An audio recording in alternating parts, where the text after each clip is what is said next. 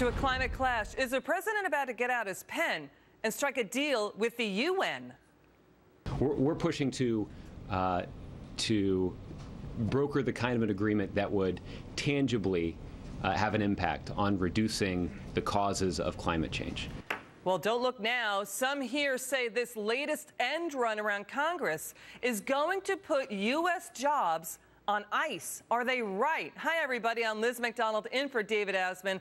Welcome to Forbes on Fox. Let's go in focus with Steve Forbes, Rich Karlgaard, Carrie Sheffield, Mike Ozanian, Bruce Japsen, and John Tamny. John, with this new international accord, it would be voluntary for naming and shaming countries into meeting commitments. Would this be bad for U.S. jobs? Of course it would be bad for jobs, simply because it'd be bad for profits. Oil is the cheapest commodity known to mankind when it comes to powering the economy.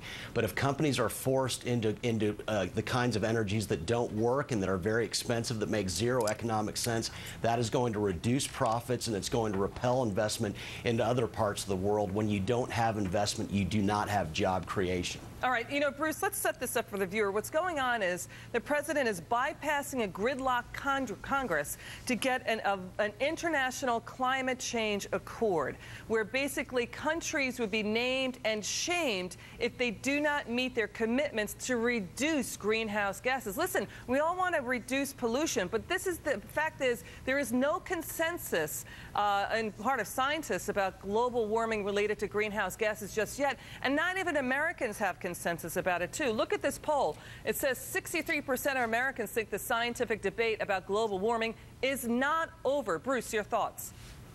Well, I guess if we're just going to be naming and shaming companies, I mean, you get shareholders doing that at shareholders meetings, so I don't know if this is something that necessarily rises to the level of a treaty that needs Senate approval. So I just don't know that we know yet that if it would kill jobs, because we don't really know how big of a deal it is. And some of the stories out there didn't even have administration officials going on the record. So I don't really see that it's that big of a deal at this point. You know, Rich Karlgaard, isn't the issue, though, that the U.S. could be the only country named and shamed into reducing greenhouse gas emissions, and no other country is, and then that could hurt U.S. jobs? What do you think?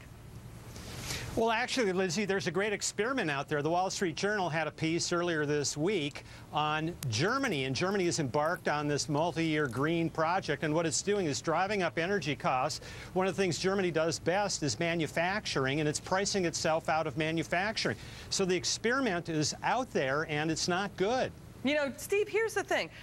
Really, we're going to name and shame. It's going to be an honor system where countries have to voluntarily, this is the president's going along with this international idea, voluntarily say they're going to cut greenhouse gas emissions. If they don't, there's going to be some repercussions. But really, are you going to really jawbone China? China's been doing currency manipulations. They've been doing import taxes. They can't be jawboned into anything. And they've got an economy half the size of the U.S. and twice the greenhouse gas emissions. What do you think?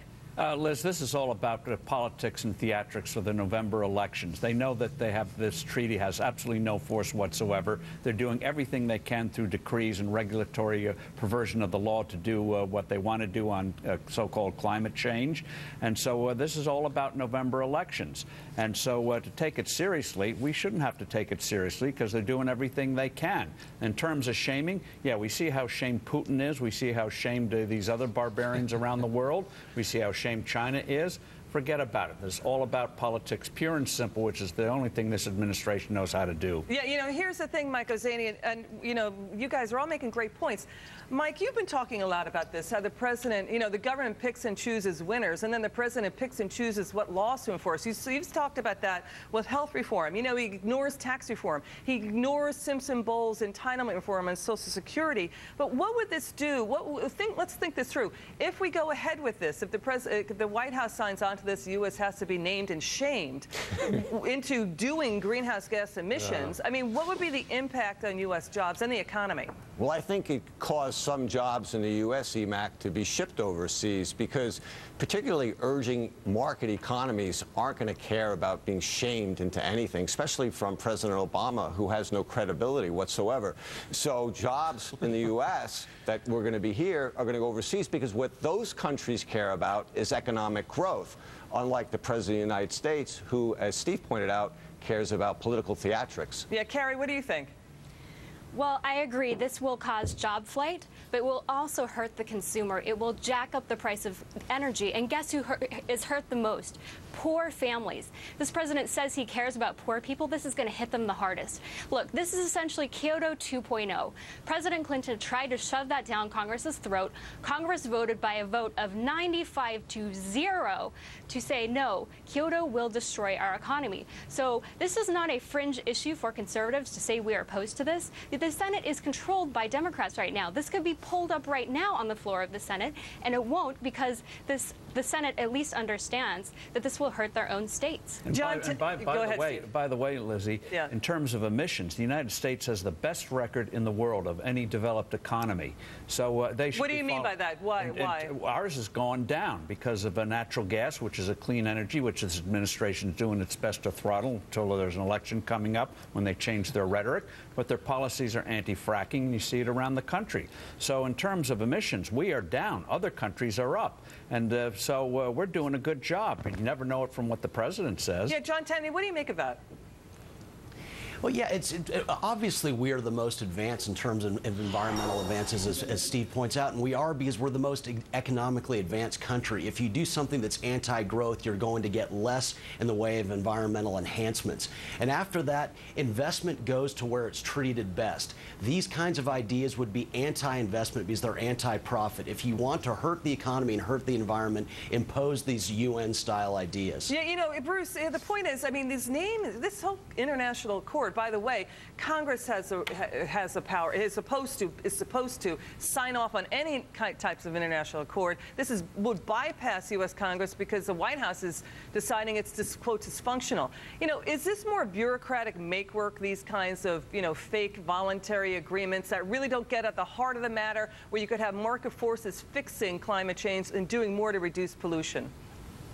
Well, I think you've got a point there. I mean, it just all depends on what we're talking about here. If it's a treaty that requires a Senate approval, obviously, that's going to be the voice of Congress. However, if it's just something that's an agreement that other countries are going to agree to, then wouldn't that level the playing field and be a good thing? I don't know that we know it's going to be a treaty. You know, Bruce brings up an interesting point. What other countries are doing right now? I mean, Australia is already watering down its climate change laws. And so we've seen that from country to country. I'm not sure how this would work. What do you think? Well, as I said, Germany has done this, and all it's doing is driving up its manufacturing costs and making itself less competitive in a very competitive global economy. I just think this name and shame thing is a real window into the soul of Obama. At times, I think he thinks he's running up some politically correct liberal arts university rather than the world's major superpower. Yeah, Mike Ozanian, what do you think? I think it's like a temper tantrum that a child would throw. When he's presented with science that shows that it's not clear exactly how much humans cause climate change, he says, the debate's been settled, it's over. When he tries to present legislation to Congress and Congress won't pass it, he says, I'll just bypass you. Yeah. So, yeah, I mean, my 7-year-old daughter does better than that. Carrie, go ahead, Steve. I was just going to say, the whole thing, we don't change the climate. What we can affect is water, and clean air. And we have the technology to do that. We should focus on real things to get real things done, especially in China and India. The technology is there to do it. Okay, up next.